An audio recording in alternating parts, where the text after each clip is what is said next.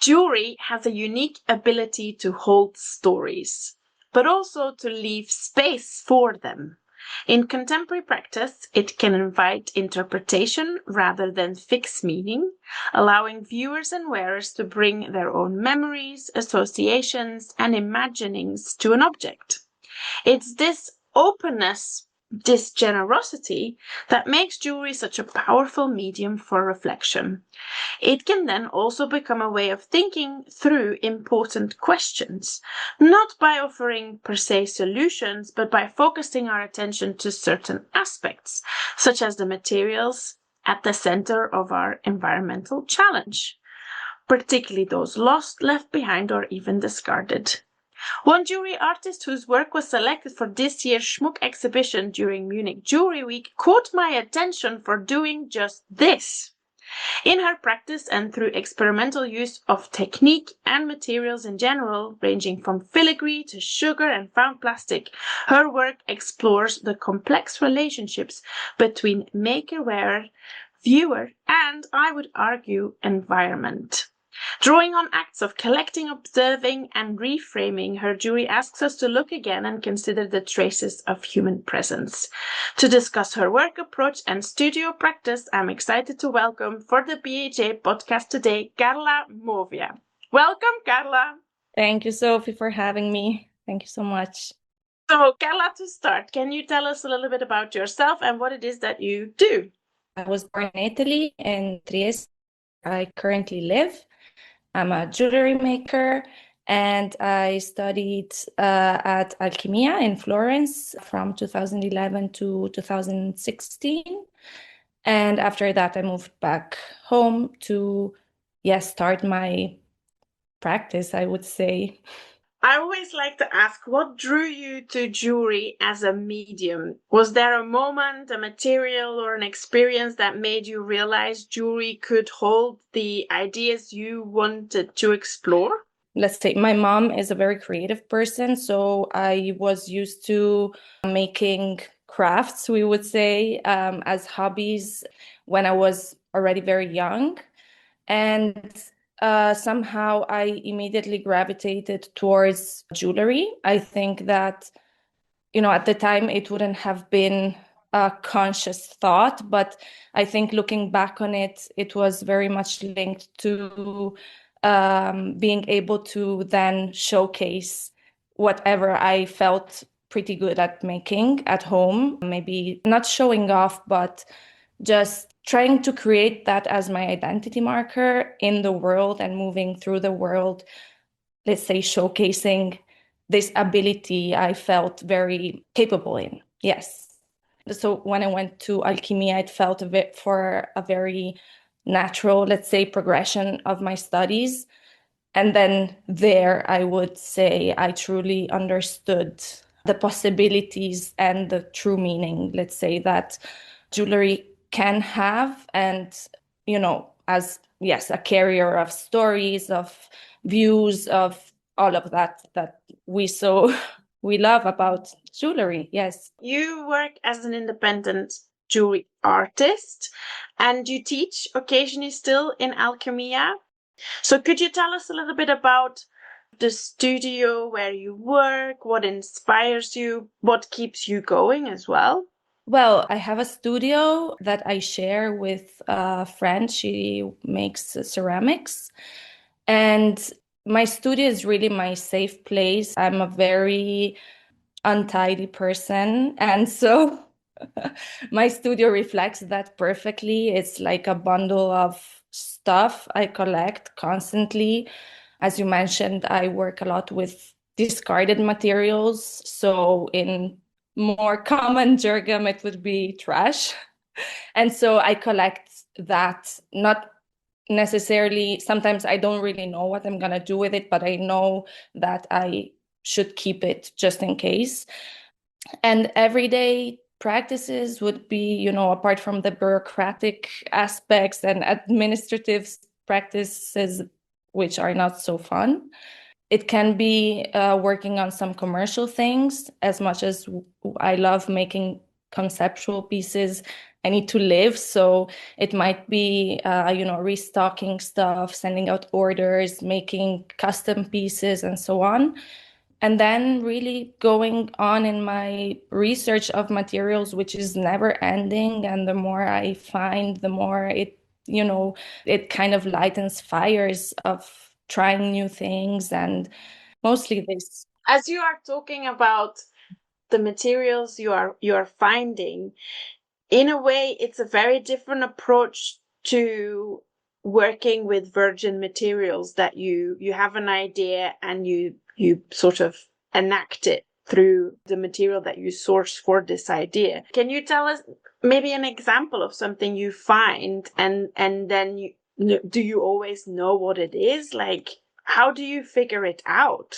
A lot of it is feeling. Some things, like an example would be the beaches here in Italy are super polluted of Q-tip sticks. So there are these like small sticks made out of plastic, and they're hollow.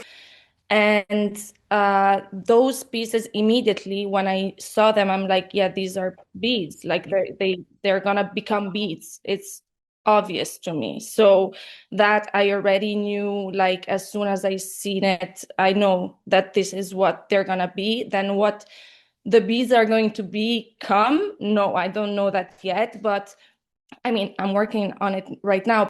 And then, for example, I'm finding lately a lot of like filters. They're plastic filters from like sewage. I don't know what. I mean, it's too technical for me, but they have like a super beautiful form.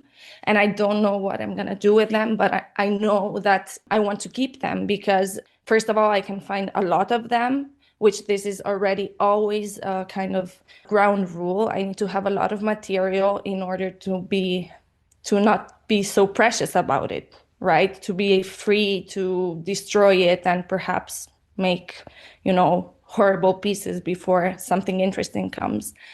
And then the form, I don't know, calls to me. Let's say these could be examples. Yeah. Kind of interesting, like you need enough of the what is already considered trash. Yes, it's really Because otherwise you would be too precious about what you found and daring to work with it. I think that's an interesting thing. like the plastic marker. I thought even there is like a tube, and for me it was obvious it's gonna be a chain. And now I have like boxes of empty markers that like schools give me. And so, yeah, that's a good thing of working with trash, is that you can collect a lot of it and not be precious about it. Among the classes you teach, I know that you've also taught filigree, which I think you have personally used in a very interesting and creative way. And I think it somehow also relates to your practice, this approach of multiple components repeated. And so maybe for those listening who perhaps are unfamiliar with filigree, can you tell us a little bit more about the technique, what attracted you to it, and how you perhaps, I mean, it's considered a traditional technique, how you approach it in your own way? Yeah, well, so filigree is, even from a etymological standpoint, it means wire work. It's this technique that uses very fine wires, normally made out of silver or gold, that are then twisted and bent into very decorative and intricate designs. It's a technique that is present in practically all cultures around the world, and is a technique that, let's say, presents itself as a very decorative, a very feminine, let's say, technique, if you know. And what really drew me to filigree is exactly that. I would say that very often my work can be a bit masculine, but I'm always also very much intrigued by this very feminine, let's say, aesthetic that filigree can give.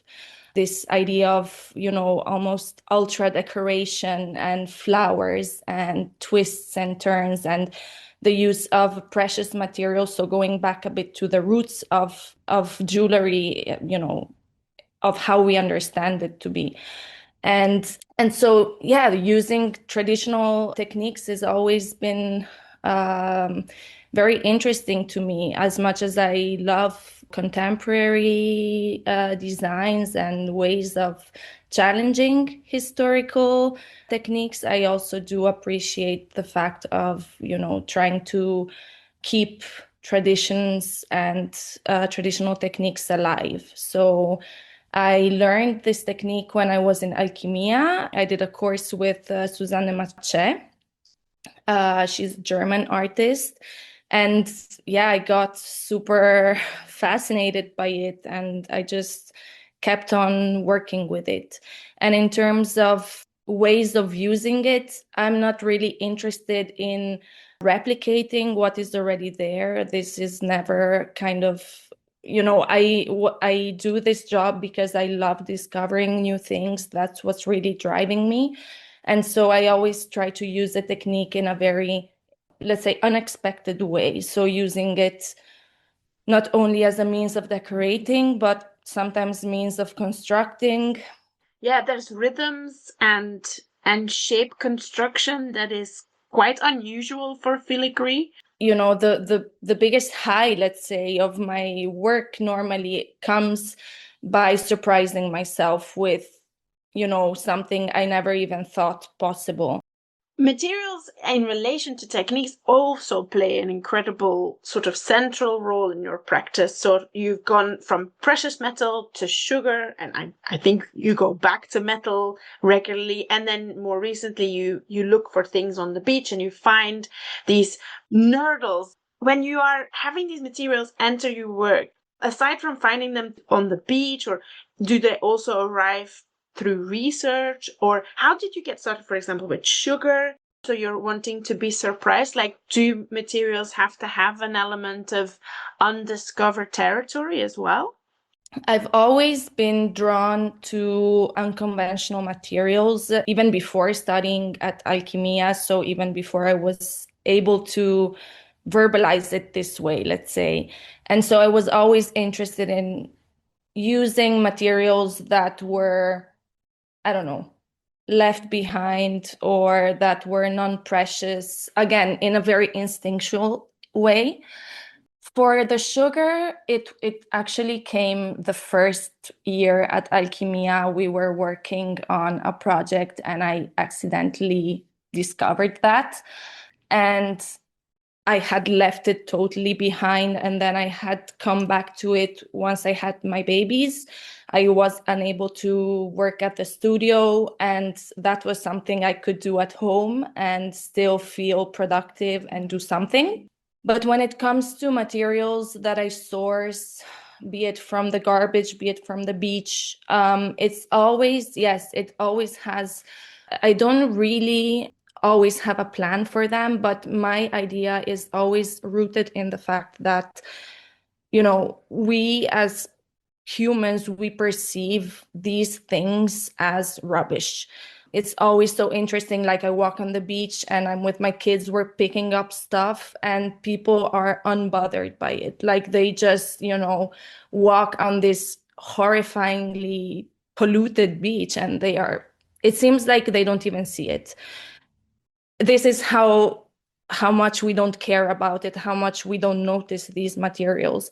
And for me, instead, what I want to do is to elevate them and to make you look at them, but make you look at them in maybe from a different lens, not as, the trash you would walk on while having a stroll, but as jewelry, and to have myself as a first person, but then my viewers kind of change their perspective on such materials and on what surrounds us, and then hopefully be able to use that kind of mindset even in other areas of their lives. So it's always about this, trying to surprise, yes. There is something here that is interesting about the distance at which you see certain things and then changing the perspective, so coming closer, and you navigate or thread a balance, I think, where you transform or change or recompose the materials in such a way that they tell a new story, but if you look closely enough, you can still recognize what they are. So the transformation hasn't fully erased the previous identity. Is that important, Carla, for you? Yes, you totally hit the nail on the head.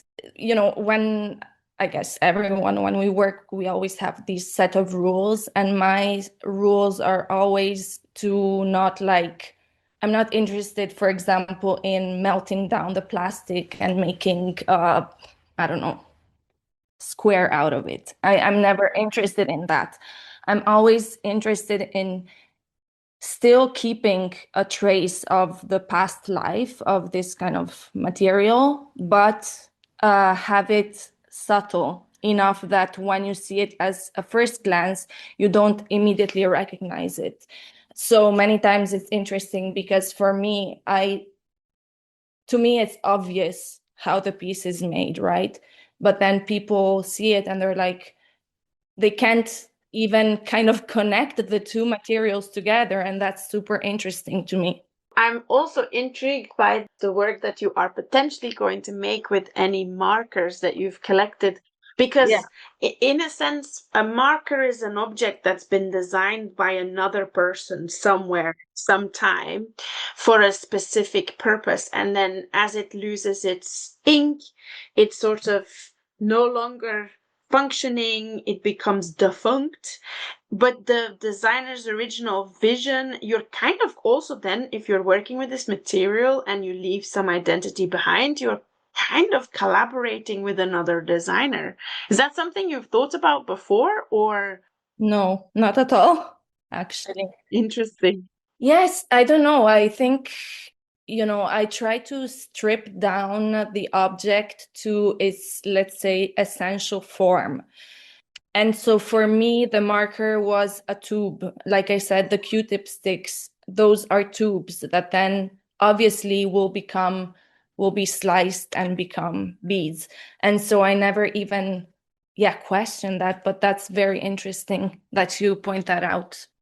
Well, there's a word in architecture called spolia, like broken columns or columns from old buildings, and they reuse them basically in newer buildings.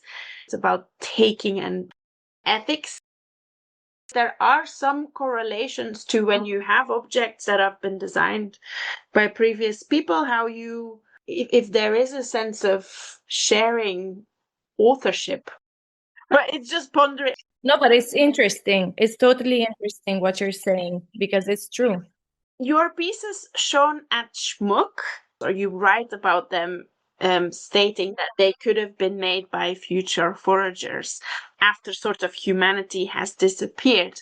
Could you tell us a little bit about the story that you have added to these pieces and how important storytelling is in your practice? Let's say that it's maybe one of the first times I really imagine a kind of imaginary world. So that was really a new thing for me. And this kind of story it started when I was pregnant and we were visiting this kind of like national reserve place for like animals and nature, which is close to our home. And I remember we were just walking and it's close to where the river meets the sea. And we were walking like on this beach, which was like a carpet of plastic. It was covered in microplastics, bigger plastic, you know, debris everywhere. And I remember thinking like, first of all, thinking we're never going to get out of this situation as a civilization. But also it made me wonder, like, if I were someone that has no idea what this is, actually, it would be super interesting because it would be very appealing because these things are super colorful. Sometimes they're shiny. They have these very particular forms. And so it made me like wonder, oh, what would happen if a new kind of society came with no knowledge of what came before them? What would the history of craft and of jewelry then become based on what we left on the world for them to discover? And I think that instinctively we would be attracted by this material that now we call garbage, because it's plastic debris. But at the same time, if we try to look at it with no preconceived notion of what we know this thing is, we probably would be attracted to it and to these crazy forms that you find, and like toys and, you know, a lot of stuff. So yeah, that's how the project started. And yeah, I had a lot of ideas. I don't know if they will ever come to fruition, but like of trying to analyze different eras of ancient jewelry and try to be inspired by those. I don't know if that will ever happen. I don't know even if it makes sense for them to happen, but that was my starting point. I think it's really interesting when you add a layer of storytelling like this to the pieces.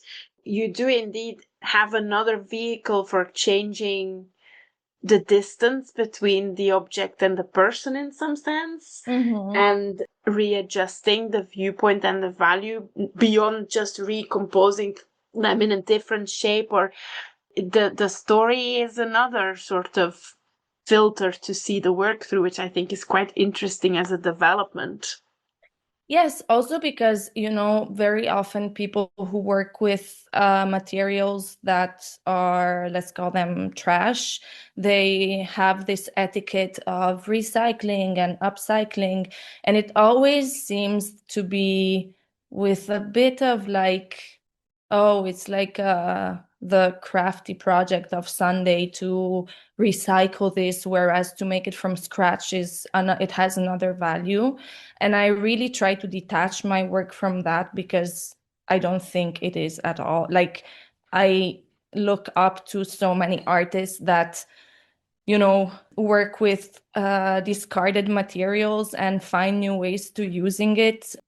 So a lot, I think, also stemmed from this idea of trying to move away from the word upcycled and recycled, because, yeah, I felt it was a bit kind of downgrading the work, if that makes sense.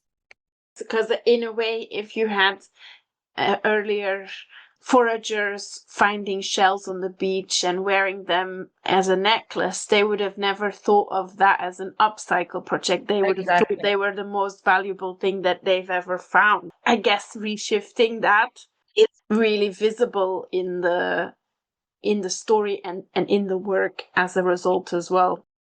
So, alongside sharing your work in exhibitions, you do film what you find and have a little TikTok channel. Yes. And this has had some films that have sort of gone viral. And could you tell us a little bit about why did you decide to start filming and sharing? And what's it like to have these types of movies out there, and how do you use it as an artistic person? So first of all, you know, social media has become such an integral part of our practice. Unfortunately, probably, maybe fortunately, who knows?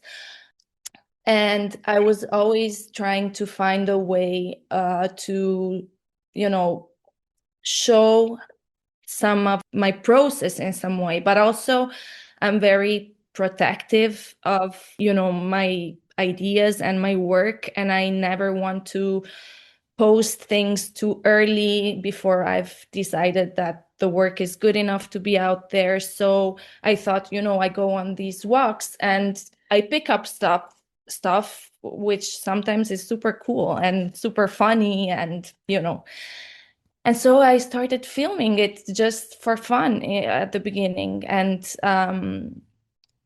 yeah, and then I posted them just to, to show people. And honestly, because I like watching videos of people who find things. And so I thought, okay, since I'm always on the hunt, I'll do that too. And it's interesting because, many times I find stuff that is maybe not from my generation, and people kind of reach out and say, oh, this was a toy I used to play with. For me, it's like nothing, is just a little figurine that I find. And so it's a nice way to connect, but also it's a nice way, I think, to put it out there and know that picking up stuff, leaving places a tiny bit better than you found them is also a possibility. I think it has a lot of these things, but it's never packaged that way because they never want to be judgmental, or, I do it because I truly have fun doing it. So it's never like in a lecturing way. It's always to, yeah, it's a possibility. If you go on a walk on the beach, perhaps, and you look on the, on the ground, you might find interesting things. Yeah. In general, you've always been interested in the relationship between pieces, perhaps in general also materials, wearers, viewers, audiences. Could you share a little bit more about whether you think social media is now adding another kind of audience dimension in this way? I am not from a generation where social media was an integral part of our lives. So social media for me is a bit difficult to enter it in my routine of sharing. But I think that social media is a very democratic tool in a certain way, and it democratizes the field, right? So where once you would have a show where maybe 50 people attended, now you can potentially reach millions. Now, of course, there's the algorithm and all that kind of stuff, which I yet have to understand. But let's say on one level, I think you can reach a lot of people, even, fellow makers or people around the world that make incredible things. Like, I was really inspired by this Italian channel called Archeoplastica, and it's this guy. He cleans beaches and he finds these like objects which are 60 years old, 70 years old, and he like kind of researches, where they were produced and stuff like that. So in a way, like cataloging rubbish that came up on the shore. And that's, power of social media, because then of course a lot of people start picking up and connecting with him. And so social media in it of itself can be an extremely interesting tool and super useful tool. It is also, though, a job.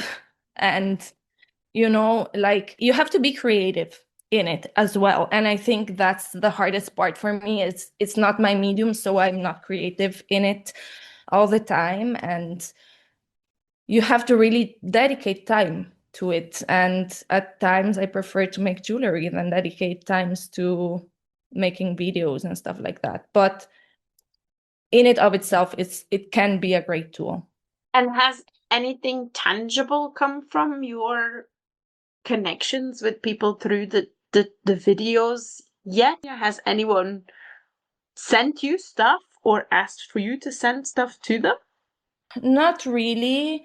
Let's say that is from TikTok, and it's really detached from, like, I don't really post a lot of my jewelry there, not yet, I don't know. But I mean, I would say that 90% of my contacts come from social media.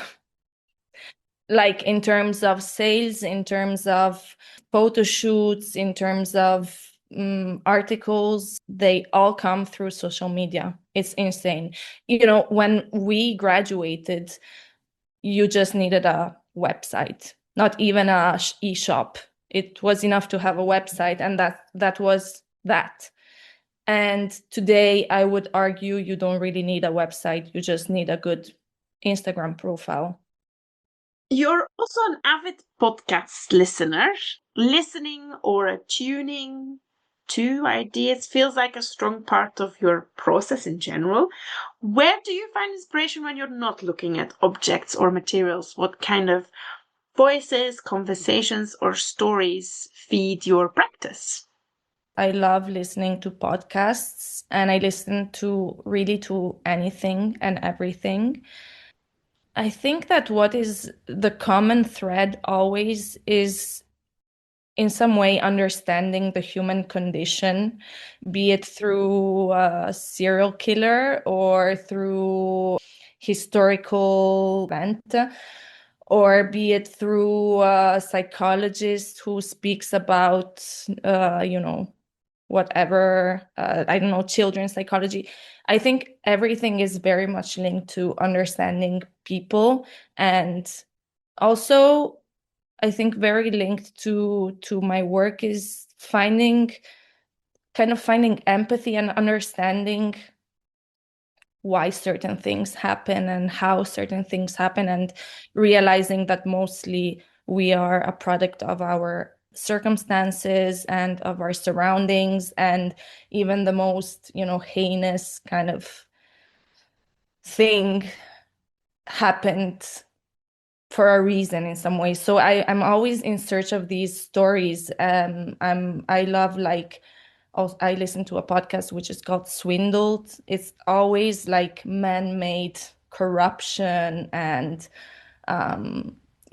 stories that often are, yeah, swindles. And I think it's always interesting to analyze, the humanness behind these acts. I don't know if this is a good answer, but I think that this is what I'm mostly interested in. All of the things we have around us, a lot of it is partly due to the social constructs we've set up, value and the way we exchange things, and even to the point of economy and time. All these concepts are kind of social constructs, and they've come from a desire to support us, but sometimes they work against us. So it's kind of, yeah, I think with your work and with what you listen to, it makes kind of sense. So are there materials, methods, or stories, you've sort of alluded to a few things already, but that you're curious about and you haven't yet explored? Maybe also a show you're working on, anything that you could share with us that we could look forward to watching and discovering, and how can we learn more about your work? Yeah, I'm continuing with the materials that I found on the beach. At the moment, as I said, I'm working on with these Q-tip sticks and working on relatively big pieces. And, I have my wall of materials, which is full of untouched pieces that I'm sure something will come out of them. So I'm going towards, the same direction, but with different materials. And at the moment, you can see more of my work on my Instagram profile, Carla Movia _jewellery, spelled in the British way. And on my website, carlamovia.com. Yeah, I'm now applying to some competitions, and yeah, I don't know yet what they will bring, but I'm working, let's say. Our world is facing complex environmental and perhaps human challenges, and creative practices that slow us down, ask us to look more carefully, maybe approach with more empathy, feel more important than ever. Through her sensitive and imaginative approach to technique, material, and storytelling, Carla's work offers a way of engaging with these pertinent questions in a thoughtful, poetic, and I would say deeply personal way. By leaving space for interpretation, her jewelry invites us not only to look differently at objects, but also to reflect on our own relationship with what we choose to own, and perhaps also the traces we as a consequence leave behind. Thank you, Carla, for your time, for sharing an insight into your practice, and for joining me today on the BAJ podcast. We're incredibly grateful for your time, insights, and for talking us through the ideas behind your work. Thank you, Sophie. It was so nice. Next month, I'll be joined by another guest, so watch this space to find out who it is. But for now, this was Sofie Boons for the BAJ podcast episode titled Reframings, in conversation with Carla Movia. Thank you so much for listening, and have a wonderful day.